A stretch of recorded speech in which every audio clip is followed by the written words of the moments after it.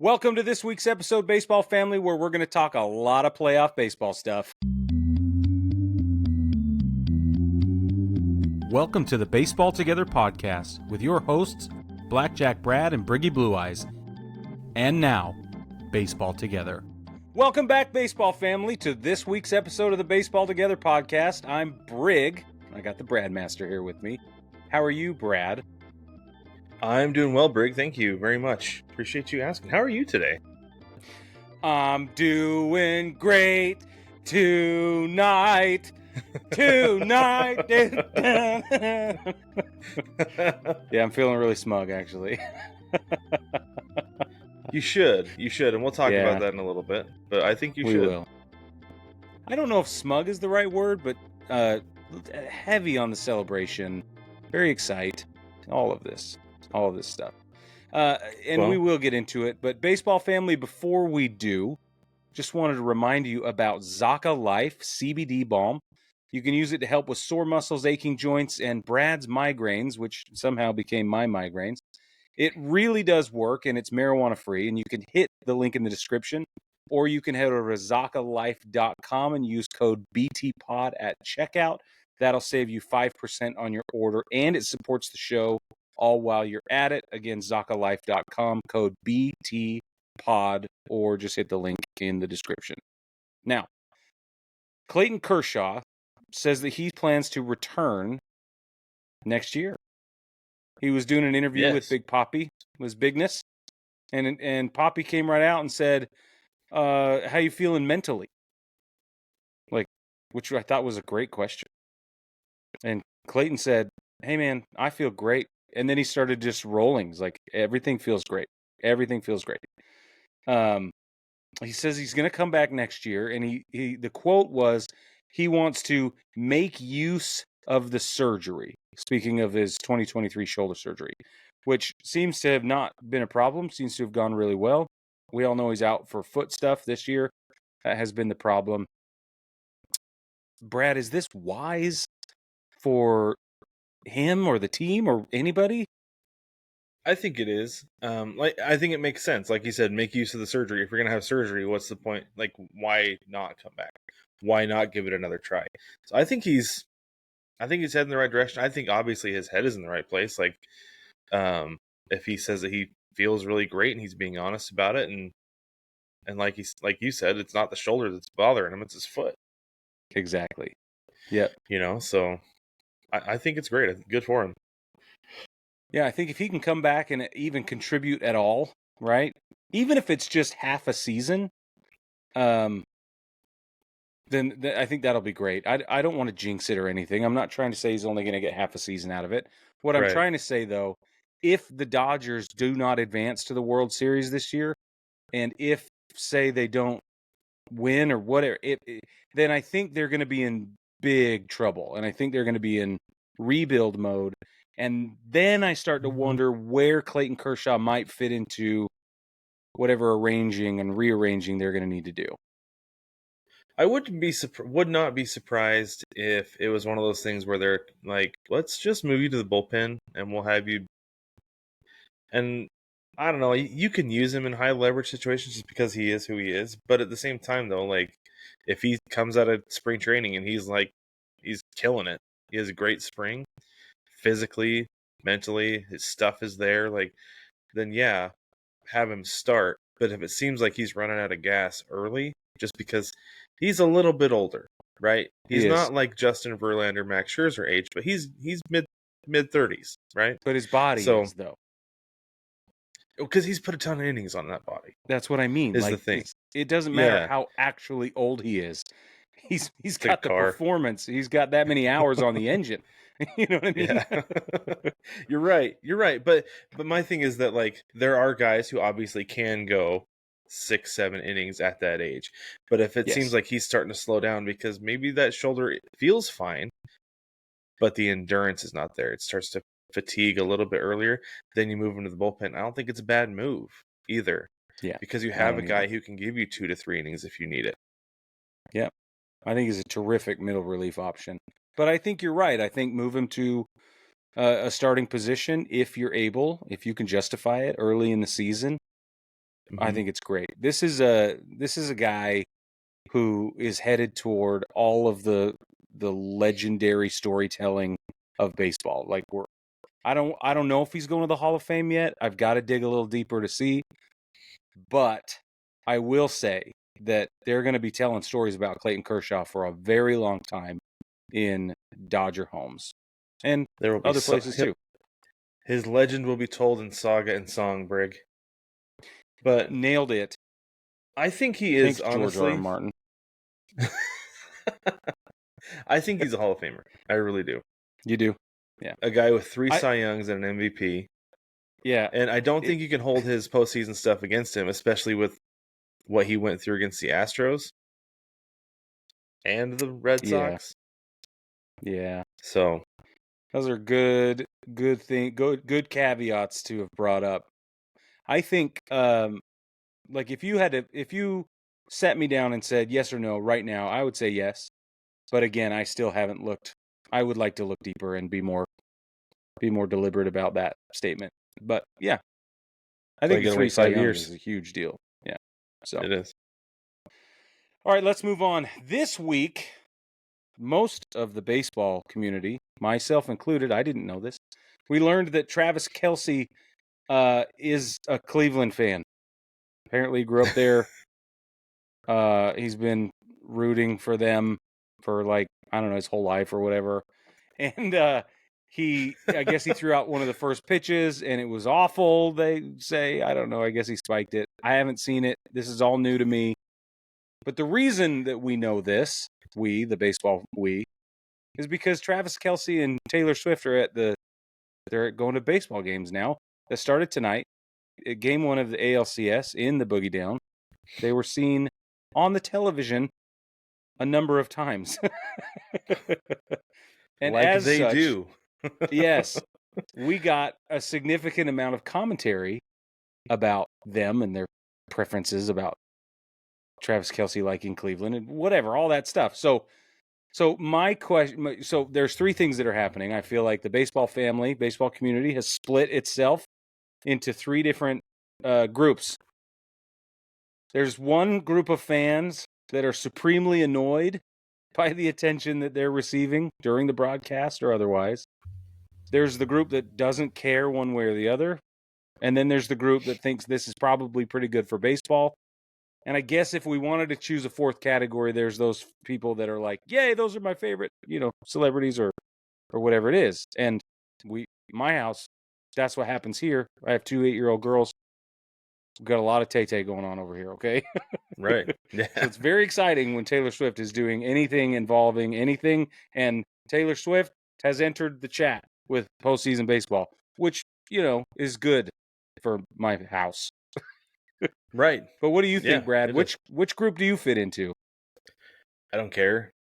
They can show whoever they want. Honestly, I'm not paying enough attention between pitches usually to see stuff like that or for it to bother me. And especially since, between pitches, what else are you going to do? Right. Or during a warm-up, guy's going to throw, a handful of warm-up pitches. You're going to pan to the bullpen if there's somebody warming up. You're going to pan to Anthony Rizzo, see how his fingers are holding up after Jazz Chisholm just blew up his hand with a 95-mile-an-hour heater across the diamond, right? Yeah. You're going to pan around the stadium. You're going to pan to the stands to see what the fans are doing. Pan to Jerry Seinfeld, see what he's doing at a Mets game. Pan to Taylor Swift and Travis Kelce, see what they're doing in their box. Because it's normal. That's what you do in baseball. It's what happened. I was going to say that. I don't care who they show. I don't care when they show them. I don't care how often they show them. I'm just here to watch the game. And it's not taking away anything by showing them in the box. And the other thing, Brig, the Chiefs are on their bye week this week. We might get Travis Kelce on game 2. Travis Kelce, Taylor Swift at game 2. Maybe. But I'm pretty sure that's it. That's going to be the end of it. Yeah, that'll be it. Because he's got to go back to work on Wednesday. That's right. He has to go back to work. Yeah. And so does she. She starts her tour up again in Miami this coming week or something like that. So yeah, so this is going to be it. It's not going to be like the NFL last year where we got Taylor Swift's reaction to every Travis Kelce catch or Chiefs touchdown, which I get got to be overkill and tiresome, but this 1-2 games max, I don't care. That's fine. Yeah, I don't care. I do think that their presence is there's a magnetism there, at least right now. There's sort of a zeitgeist around Taylor Swift and Travis Kelce. And so it does bring eyeballs and attention, and that's great. And it was not it was an exciting game tonight. So yeah, I think everybody wins. There was nothing like, the casual baseball fan will sit through a pitching duel and call it boring, where we're like on the edge of our seats trying to breathe. You know what I mean? Like, yeah. It wasn't one of those games tonight. So it was a good. It was offensive performing, whatever. I think that everybody wins. So agreed. That's my opinion. Speaking of everybody winning, okay, the ratings are up, Brad. And this is a big deal for a gazillion reasons, but specifically because there's been a lot of talk over the last handful of years about how in trouble baseball is, about the fan base aging out, about viewers watching other things, whatever it is. And this year, the owners are going to sneer at us and tell us that they told us so. So apparently this postseason so far, here are some of the numbers, okay? They're averaging 3.33 million viewers per game. That's an 18% increase across the board just from last year, which boasted 2.82 million viewers on average per game. These are just television viewers. These are broadcast television viewers. The division series, which consisted of 18 games, had 3.56 million average viewers just across the division series games. That's 14% increase from last year, which is the best we've seen since this playoff format began a couple of years ago. Well, that's really interesting. The other thing that I found is that we had 2 Game 5 division series matchups, 2 rubber games, winner take all. That's a huge deal. That always brings extra attention. Mm-hmm. It doesn't matter where you fit on the, casual to diehard spectrum. Eyeballs are going on the Game 5. And it didn't hurt that Game 5 of the that one of the National League Division Series happened to be in all of Southern California, especially Los Angeles. Right. And then the other one was between Philly and New York. So, and we'll talk about that in a minute. But the ALDS Game 5 between Cleveland and Detroit was the most watched Division Series daytime game, regardless of what network it was on, in the last 17 years. That's pretty good. It's pretty good, and that's tough for a daytime game slot. It's really hard. I think one thing that helps with that is work from home. Sure. And not just people continuing to work. Like I'm still working from home, so it's easy for me to turn a game on. But if I was in the office, there are enough people who like baseball in the office, and it's a chill enough environment which I think some of that carries over from the couple of years that we were working from home, that we could go into the conference room and turn on the game and everybody would be cool with it. Everybody bring their laptops. We're in the break room. Yeah. We're still going to work in commercials. It's fine. Yeah. I agree. I think that's an interesting crossover you've taken from working from home and how we've kind of I think we're not so serious. There's been a culture shift somewhat in the office space in corporate America, where it's kind of like, yeah, we can turn that off for the afternoon. Yeah. I talk to a lot of people who work from home and then they're required to go in once a week or whatever it is. Right. And they say, their argument is why? This becomes a social day, right? We're going to go in and we're going to say hi to everybody that we haven't seen in forever, and we're going to get a couple hours of work done, maybe, which is mostly catch up and maybe a little planning for the afternoon. Right. And then we're all going to go out to lunch together because we haven't seen each other in however long. And then, that always turns into an afternoon nap. Even if your eyes are open at your keyboard, you're still doing an afternoon nap type of thing, right? I make a quarterly visit. Yeah. So it's a wash, right? If you're in an office setting and you're doing it this way, it's a wash. So I agree. Turning on baseball is great. Also, I wonder, and I believe they are counting mobile streams. So if even if Yeah. you're at your office and you got your phone there and it's tied to your DirecTV or, your Max account or whatever it is, then you're just like, it's sitting there and maybe you're listening with your earbud and you're like, no, everything's fine. I have two screens. You can't see what I'm doing. Yeah. And they're gonna count. I'm sure they can count streams and figure out. I mean, it's easy to figure out how many people are on a stream at any given moment. So yeah, I'm sure that they're counting all that too. So game 5, awesome, Los Angeles, San Diego averaged 7.24 million viewers on Fox.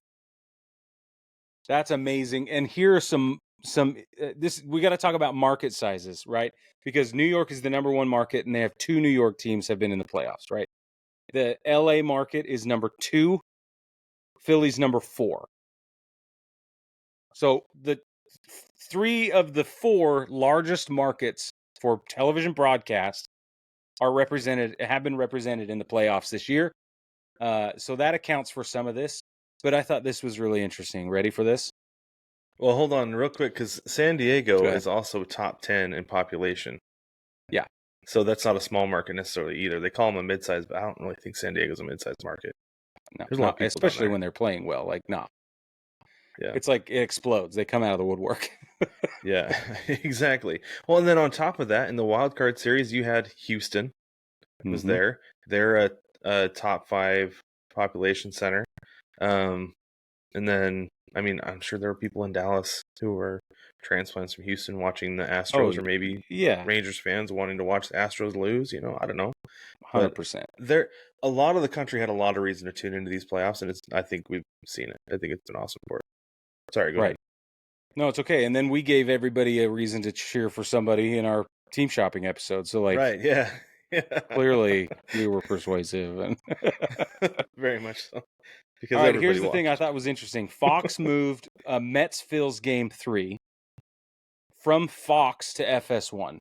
Okay, they did so in order to put up Dodgers-Padres Game 5, which at that time they weren't sure was necessary, but just in case, and ended up working out. The only other thing they needed to do was move a Northwestern versus Maryland college football game from Fox to FS1 to make room for a Game 5. That's all they had to do. Now, how many ruffled feathers?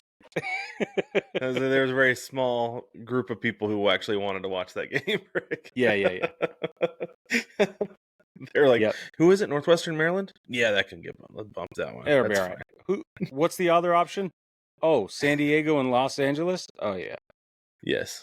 And there's Game 5? Oh, yeah. There's been some yapping back and forth? Yes, we want that on TV. Absolutely. Yeah. Are the old dudes rapping again? Because, we need to know. The journalism school, I mean, not Northwestern's more the journalism school, but the journalism school versus the basketball school or baseball. So, right. There you go. Speaking of broadcast, I have this question, and we don't even have to spend time on it. I mostly want to know what our baseball family thinks, but for those of you who have spent any time watching the StatCast broadcasts, right, that are on the alternate channel with all the extra gunk on the screen and whatever, the information I think is cool. I like it. But I think the broadcast team is garbage. What do you think, Brad? I don't know. I couldn't stand it. I turned it off. I was like, so here's the story. I ended up on the StatCast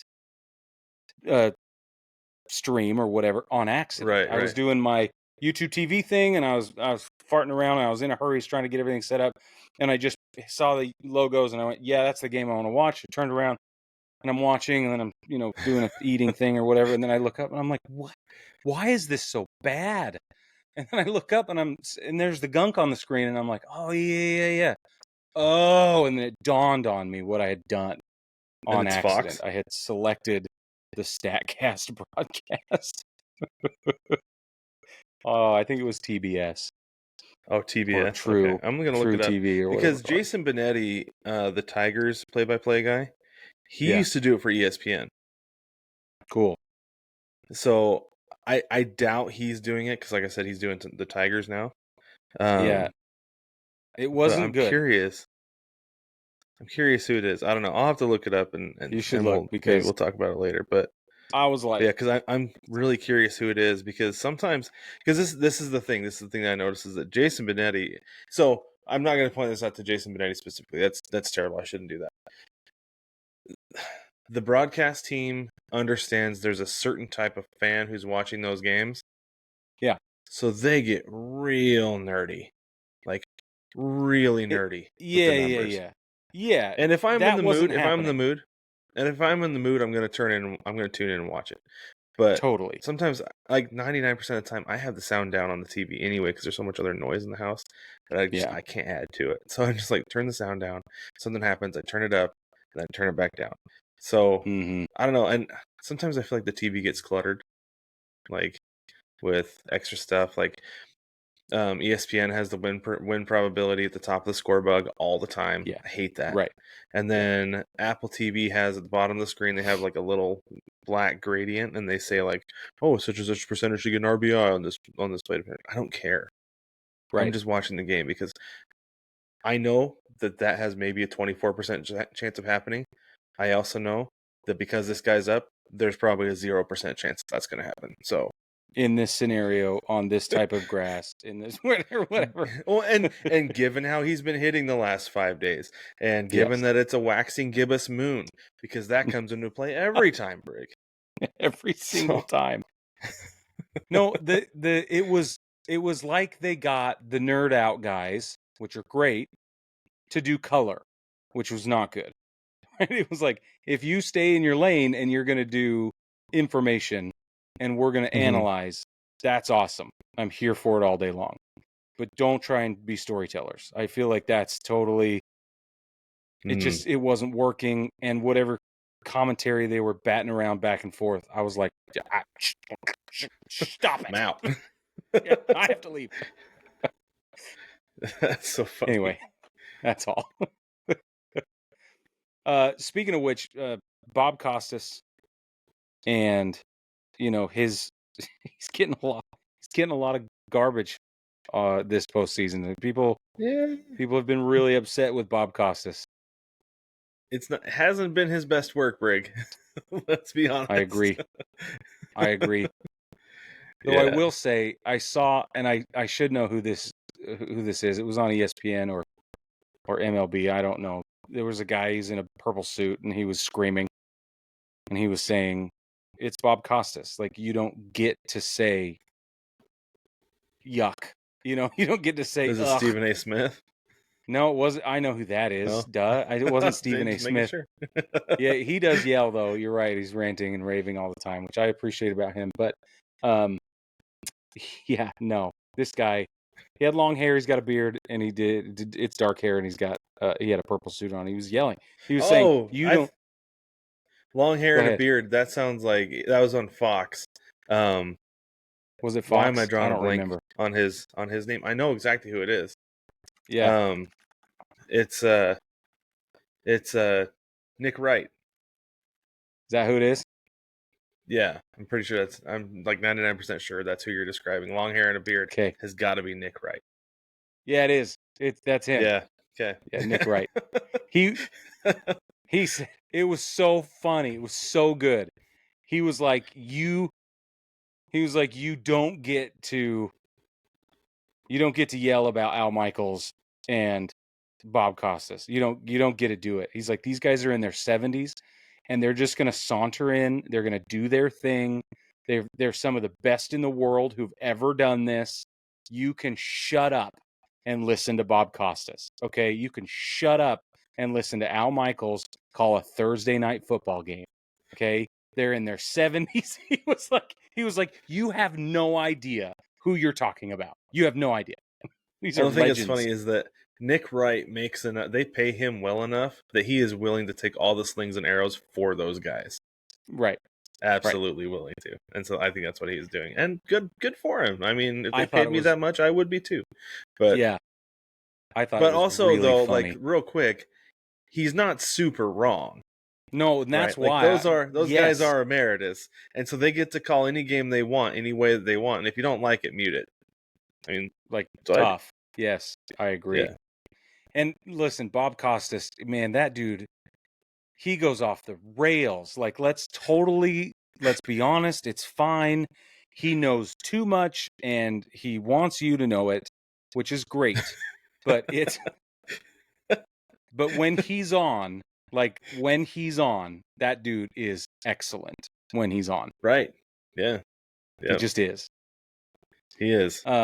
Even when he wants to talk about Stanton legging out, hobbling, to first base or whatever it is, instead of calling what a terrific double play was turned. Or have you seen? He focuses on. Have you stuff. seen all the memes about Bob Costas and like the way he's describing things? Like there was one where he talked about how Stanton is on his last leg and he needs to be put down like the old horse, like the old racehorse. Exactly.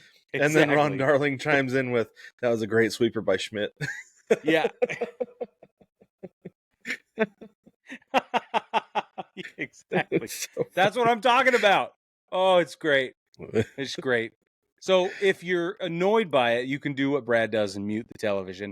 If, like me, you're realizing that you're watching history, these guys will never do this again.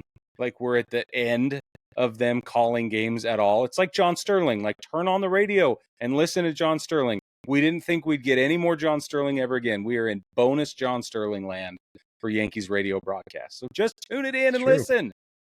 You'll never get these opportunities again, very likely. Okay, I'm off my horse. We'll get back to Stanton in a minute. But first, let's talk about the mustard and the rye bread. There have been four Grand Slams already this postseason. And it is crazy. Mm-hmm. I love it. It is. It's bonkers. Can you name all four of them? Francisco Lindor, Lane Thomas, which Hernandez was it? Oh. Teoscar. It was Teoscar, right? It wasn't Kike, it was Teoscar. No, it was Teoscar. I know, and then because the one you did call it. That's right. You told me that you called it. And then the guy today. It was his second inning in the Mets game. And he was a Mets player, and his name starts with a V. And I can't remember. Mark Vientos. Thank you. Yeah. Boy, I was pretty close. It's pretty good though that they've been in, and this is the thing, is they've been in big moments, big memorable moments, so you actually know who they are. Because if it was a grand slam hit in a 4-0 game to make it an 8-0 game, nobody cares. You're not going to remember that. Right. But the fact that these are impactful home runs that are changing the course of the game, that's what I think is really, really cool and speaks so much to the moment that these guys are able to rise up to. That's part of the reason that I think it's been one of the best postseasons so far. Like there are moments in these games where it's kind of dragging. Like you talked about that first game in Cleveland where it was very picnicky and the crowd didn't seem like they were into it. They have those moments. But when it comes down to it, there's guys on base, you're like, oh, something's going to happen. And I know because something has happened every single time there's been guys on base in scoring position. So it's in that aspect, this has been outstanding. But then in the converse, the reason it does have those other moments is because the pitching has been absolute money. Dude, I was just going to say it. All that's happening right now. Well, okay. There are lots more runners on base. That's the point. And the only way they're getting runners on base is there are some walks. They give up some walks, and some days it's more than others. But guys are just hitting for average right now. They're just putting the bat on the ball and making contact. And that results in two things. One, you get on base, sometimes an extra base. Or you ground into a double play, and we see great flashes of leather. And it is... So it doesn't matter. Like, ball on the ground is always the right option. It's almost always the right option. But then it leads to these moments of climax and majesty when you get the long ball and you have runners on. They happen to be bases loaded. To me, that's what the home run is for, right? It's the exclamation point on the end of the story. What'd you say? In all of its majesty. Yes. Thank you. Me and Bob Costas have a lot in common. that's a Homestar Runner reference. I No, wouldn't it's expect not. you to get that. You stop it. Nobody knows what that is. You are the only one. Yeah. You're right. I'm the only one. Baseball family, are you up on Homestar Runner, or do you despise You don't it have as to I be do? up on it, Brig. It's Yeah. legit like 20 plus years old. Yeah, I hated it 20 plus years ago. Brad brings it up as often as he can to tease me. I do. You're right.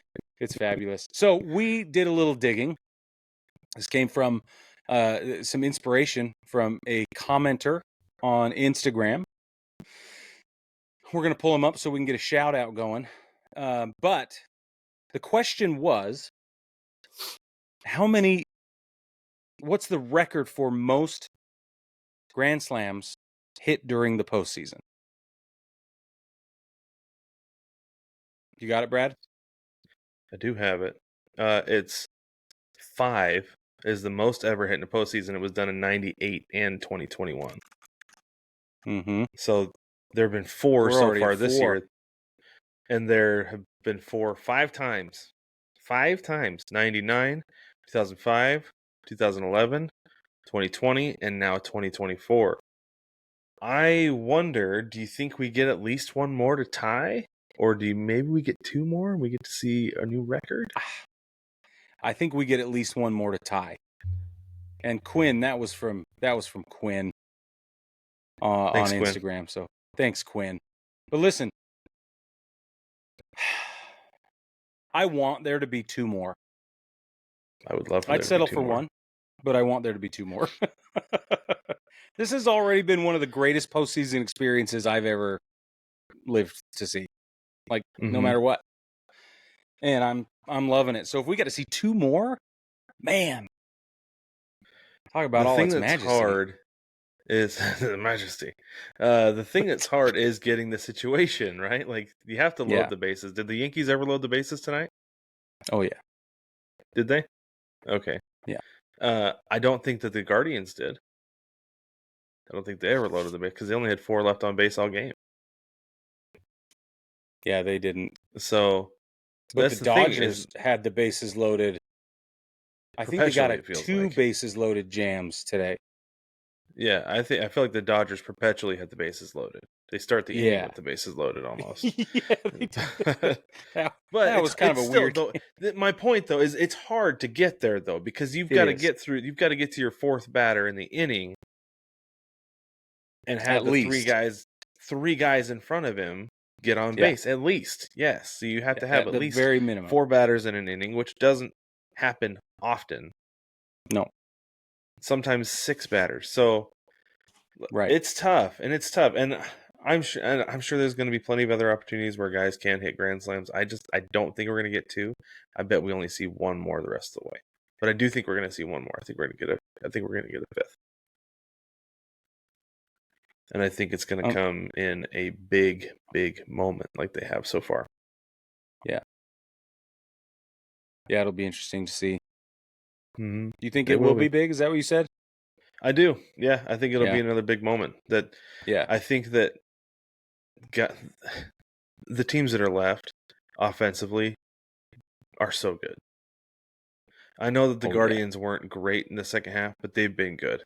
They've been really good offensively, getting the timely hit for the most part. They struggled tonight, but they faced some pretty good pitching, and so you can't hold it against them too much. But they've done well with timely hitting, and the Dodgers, Mets, and Yankees, that's like their calling card. So, right, unless you're Aaron Judge, but that's fine.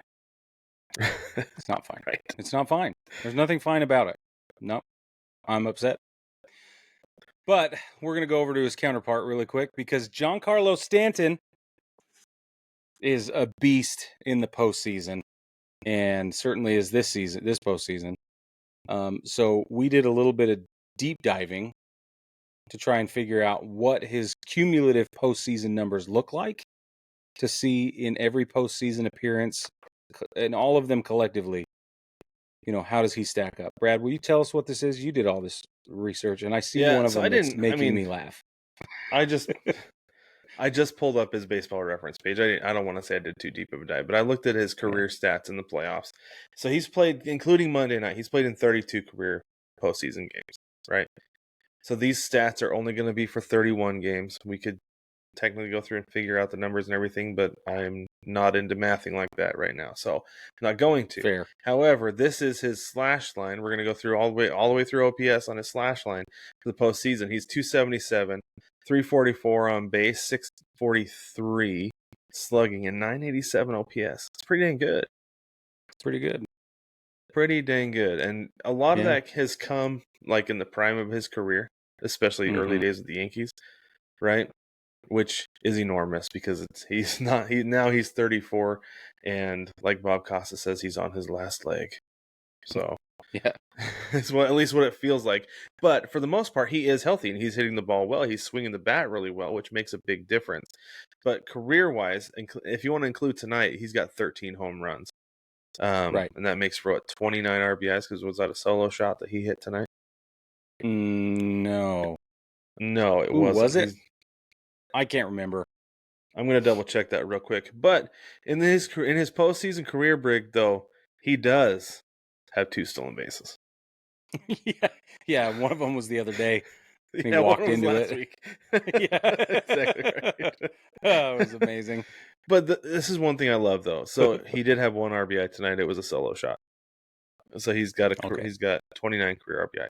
So this is one thing I do love, though, is that a guy like Stanton, like, yes, he is broken from years of injuries, right? It feels like he's a shell of himself, even though he's still better than how many guys in the league?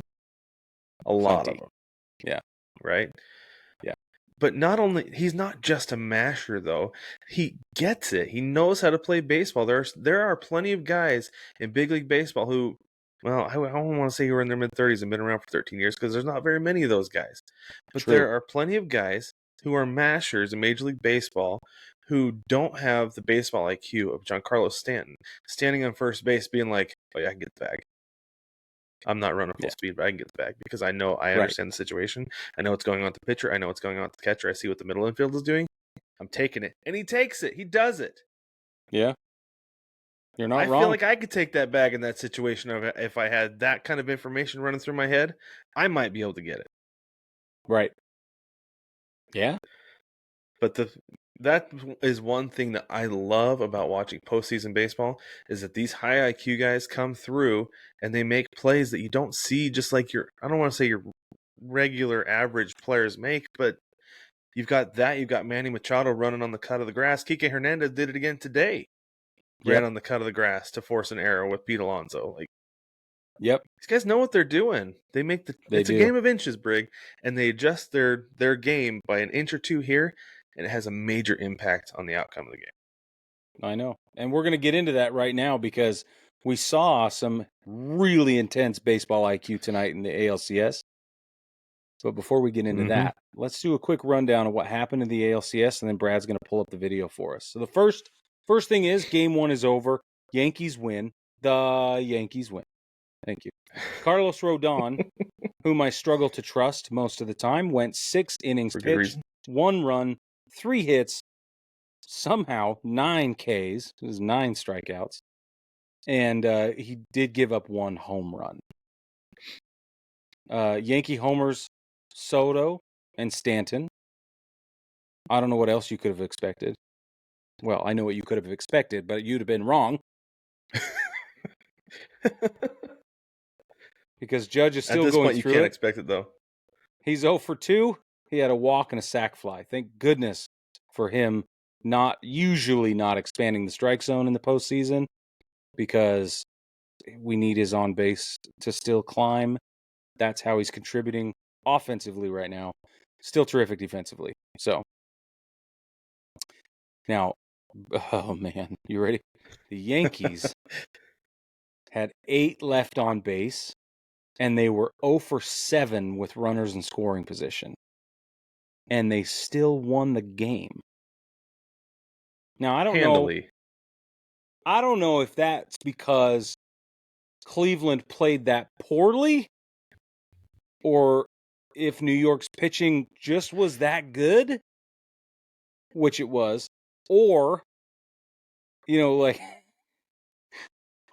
if the Yankees scored, I don't know, 20% of the runners they leave on base, they would blow people out of the water. It's true. Games would almost never be close. It would be a bulldozer. It's true. It would 10%. They probably would have won 10 more games at least. Yeah, 10%, 10 games. I can see that, but 20%, forget about it. That's not even. It's not even fair with the amount of runners they leave on base. Okay. Cleveland's baseball club, on the other hand, they did get a home run. They had 5 left on base. But they were able to go 1 for 4 with runners in scoring position. Game 2 is tonight, October 15th, 7:38 Eastern. That'll be on TBS. I'm going to yawn because, well, it's late. And I'm I was going to say, just talking streaming about tomorrow's game is already making you tired. Yeah. Come down from tonight's game. So Yeah, exactly. There was an interesting play in the 8th inning. So we talk about high IQ plays. This is one right here. I believe this is Ryan Rocchio again up, and he shoots a ball to the right side. Here we go. Let's look at it. So he shoots the ball to the right side, gets past Anthony Rizzo. And then who was playing second? That's Gleyber Torres. Gleyber, right? Yeah. Throws to first. Ruh-roh. Obstruction. Well, he runs into Tim Hill, and the fan base was like, "Yay, we got the out!" But no, there it is, right there. Base runner runs into Tim Hill. Pitcher over there covering the bag. Base runner comes back over. This is the thing I want to look at right here. I'm going to go back. Right there. Tim Hill is standing in the wrong spot. Right there. He shouldn't be standing in front of the bag. He needs to be about 2 steps in toward the cut of the grass. He should not be standing on the bag right there, because this is the thing I tell little leaguers, the kids my son's age, all the time. Like, well, what if you're standing? I'm always like, get on the base, get to the base. Well, they're standing on it. I don't care. That's yours. That's your base. Right. And so Tim Hill needs to understand that that's not his base. That's the runner's base. Get out of the way, or you're going to be called for obstruction, because he had no intention of going to second base. There was no way with the ball right there, especially that shallow, he's not going to second base. So all he has to do is make an attempt at second base, bump into Tim Hill, and boom, there it is right there. Because it wasn't even when he came back to the bag. Like, yeah, you could have called him blocking the bag if you wanted to, maybe, but probably not. But no, it was when he made that fake attempt at second base was when they called obstruction on Tim Hill. And that's a brilliant play. Every time. If you're running around first base and you see the pitcher or anybody standing right there, you don't need to mow them over, but bump into them and make it look like you're trying to get to second base, because you're gonna be safe no matter what. You're gonna get the bag. Yep. And in this case, he was able to advance to second base on the obstruction call. They didn't even have to review it. It's non-reviewable play, so that wasn't an issue. But it's pretty obvious. They did award him second base because he was smarter than everybody else. That's right. Yeah, that's what it comes down to. That's what it comes down to. It didn't help that Anthony Rizzo's fingers are busted, and what would otherwise have been fairly routine play for the guy was not. I don't know. That ball was hit pretty sharp. But pretty hard hit ball. I don't know if he'd have been able to. Such a capable first baseman. He is. I'll give him that. He is. He definitely is. But I don't know if busted fingers or not is going to make much of a difference on that play, because it kind of hit the end of his glove. Like, he was able to get it down, but wasn't quite able to get to it. And I think that would have been the same either way. See, and I saw hesitancy. I don't think it would. I don't think fingers affected his ability to react or squeeze the ball. I think it still would have hit off the end of his glove. Maybe. When you're playing hurt, though, you hesitate even just a little bit, and that was a you game and of I inches, do, but we're not Anthony Rizzo. Yeah. Speaking of which, let's be clear: the 2 toughest guys in the playoffs right now are Frederick and Anthony. Okay, Freddie Freeman and Anthony Rizzo, who are they're always have a terrific banter between one another. They're the toughest guys in the playoffs right now. They are both playing completely busted up. They have no business being out there. And I saw something online today that said if was it San Diego or was it the Mets? I think somebody said if Freddie was on his deathbed and somebody told him that the Mets were up by 1 run and they needed him to pinch hit, that he would drag himself to the plate and drive one into the gap. That he would pinch hit from his deathbed. And part of that is that he owns the Mets in the playoffs. But yeah. I mean, he would. He would, though. So I thought this was really cool because I've seen some stuff from Will Smith this year that has kind of lowered my opinion of him. Right, like he had an exchange with Dave Roberts at one point. There was kind of the joking thing about him throwing trash on the field in front of Ohtani, and Ohtani not really liking it, right? Yeah, right. But there's that and some other stuff with Will Smith this year that kind of. But this I really liked. I saw a clip where he went out to talk to the pitcher. He called everybody in the infield in, but told Freddie Freeman to stay at first base because he had just made a really great play, something that was really hard on his bum ankle. So they're giving him some time to kind of recover from that play, so he's ready to go for the next one. I thought that was another high IQ play, really outstanding awareness of Will Smith to give his guy a chance to recover. And I think, part of that comes as a catcher because you have a mutual respect with the umpire. You give the umpire a minute when he takes a foul ball off the mask. The umpire gives you a minute, to kind of shake out the stars and everything. Yeah. And so it's one of those things that I think as a catcher, Will Smith had the awareness that, like, let's give him a minute like I would the umpire. And I thought that was awesome. So great. Such great leadership from him. I agree. Speaking of the NLCS and Freddie Freeman, his swing, the follow through on his swing looks totally different because he's hobbling, and it's really the fact that he's still able to put the bat on the ball and get it around, but he kind of hops. It's very interesting. It's a very different look from Freddie Frederick. The NLCS today was tied up by the Mets. The Dodgers dominated Game 1. It was a 9-0 victory. Absolutely clobbered New York. 5 different guys drove in runs. Kodai Senga went 1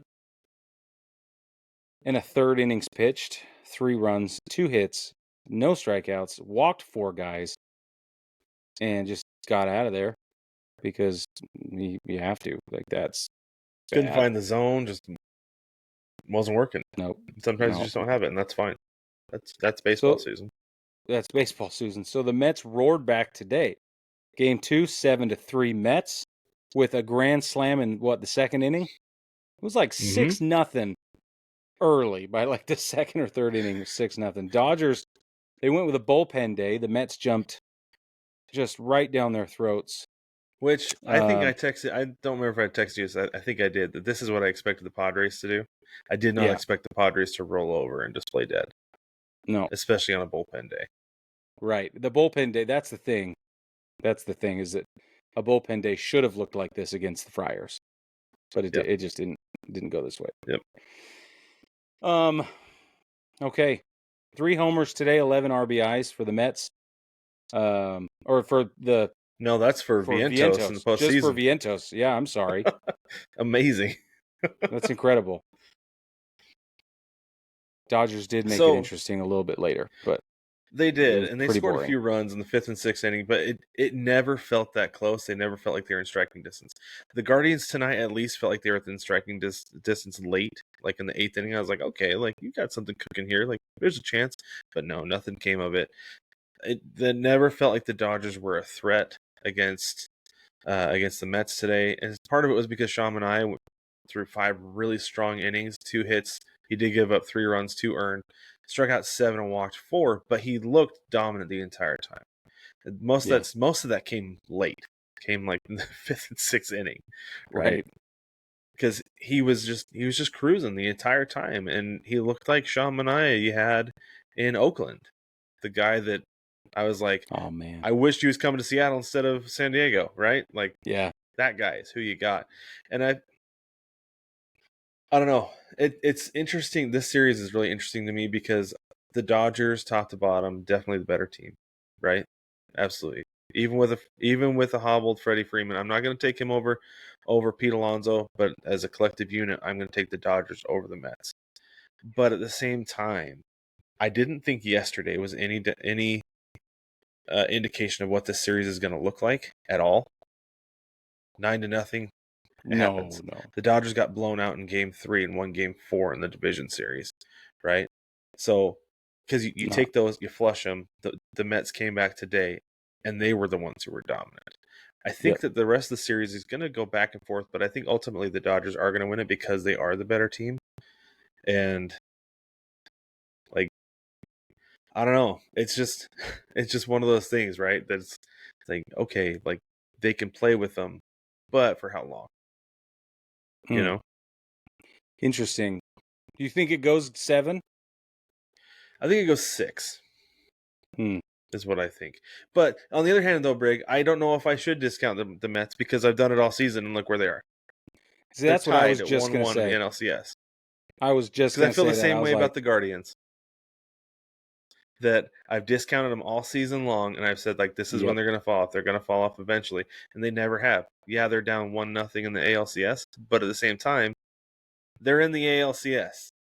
They are, and they held their own for the most part. It was not a blowout. They didn't get totally dominated. It felt like it was going to be for a little while, but it didn't turn into a blowout. Yet. Right. I got to do that. It very well could be. It could be. Anyway, baseball family, we want to hear from you. What do you think? How do you think the series are going? Who you got? That's the ultimate question. Who you got? Who's going to the World Series? Oh, I'm sorry. Who's going to the World Series? That's how you have to say it at my house. It's a law. It is. I did it wrong the other day, and one of my daughters was like, "Hey, you didn't. Come on now." You're wrong. It was really cool. It was really cool. Anyway, baseball family, we're going to do Today in Baseball really quick, and then we're going to get you out of here. So really quick, Today in Baseball history, October 15th, 1917, the Chicago White Sox won the World Series when the New York Giants left home plate uncovered and Eddie Collins dashed home with third baseman Heine Zimmerman chasing him in helpless pursuit.